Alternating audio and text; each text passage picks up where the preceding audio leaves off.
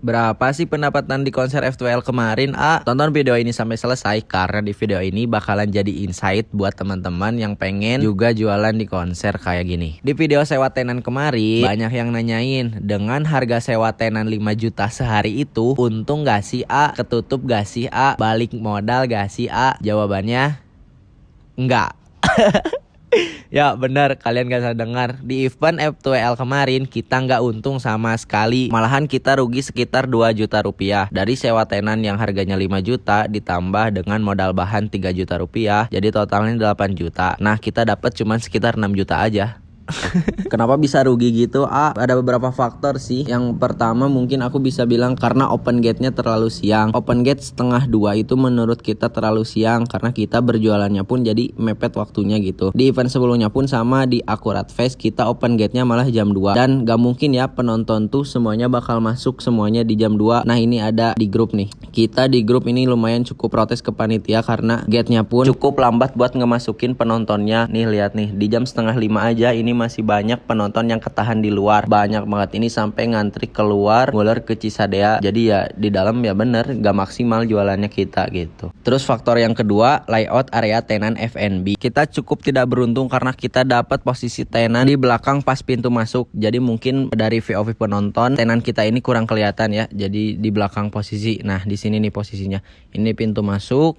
Nah ini kita di belakang. Jadi depan belakang tuh ada tenan gitu. Nah kita kebagian di belakangnya ini. Pas teh meet sempat ngobrol juga sama beberapa owner tenan yang mereka pernah juga dapat layout di belakang kayak gini, dan mereka 2 kali atau sampai 3 kali bahkan mereka memang rugi gitu. Ditambah lagi posisi kita berdekatan sama brand F&B yang cukup lumayan besar, yaitu Jatinangor sama Sihlin. Jadi ya cukup berat sih emang di samping mereka ini ya, karena brand mereka emang udah terkenal gitu. Jadi ya penonton udah pasti kenal gitu sama brand mereka. Tapi mau gimana lagi, ini sudah adil juga sih karena emang ini dikocok waktu itu pas technical meeting. Memang kita kurang beruntung aja sih di posisi ini gitu. Mungkin ini sudah terbuka buat panitia F2L tahun depan. Kita mau ngasih masukan aja sih kalau bisa open gate itu lebih cepat di setengah 11 atau enggak jam 11 kayak Atma Asta, kayak Dalawampu. Terus ketika open gate panitianya pun diperbanyak supaya alur penonton itu cepat masuknya gitu. Terus semua info jangan dadakan gitu, termasuk rundown. Rundown itu diupdate kemarin cukup dadakan ya, jadi mungkin penonton kurang persiapan buat mereka OTW ke venue gitu. Terus soal layout bisa ngikutin Atma Asta. Mereka layoutnya kayak gini, di pinggir semuanya. Jadi ini cukup better sih daripada depan belakang kayak kemarin gitu. Terus tolong untuk diperketat lagi soal menu, karena di MOU itu kita bisa jualan 3 makanan 1 minuman. Cuman kemarin aku lihat beberapa ada yang jual menu minuman itu banyak gitu menunya. Jadi ya cukup rugi sih karena aku cuman nyiapin 1 minuman karena ya emang disuruhnya kan 1 minuman aja gitu. Jadi ya cukup untung untuk mereka yang bisa jual beberapa menu. Jadi ya tolong untuk diperketat lagi soal menu ini gitu. Di luar ini semua aku sangat mengapresiasi kinerja dari para panitia. Mereka anak-anak SMA yang udah bisa bikin acara sehebat ini dan sekeren ini. Terima kasih udah ngasih kesempatan juga buat kita dagang di F2L 2025. Semoga kita bisa bertemu lagi di F2L 2026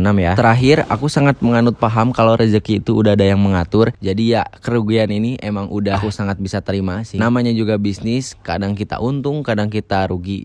Jadi ya begitulah resikonya. Nah buat kalian yang pengen juga dagang di konser kayak gini, kalian harus mikir juga kalau beginilah kenyataannya gitu. Di antara kalian ada yang pernah juga gak sih dagang di konser musik kayak gini? Coba share dong pengalaman kalian selama berdagang di konser musik kayak gini, biar teman-teman lain juga pada tahu enak dan tidak enaknya jualan di konser musik kayak gini. Follow for more. Dah.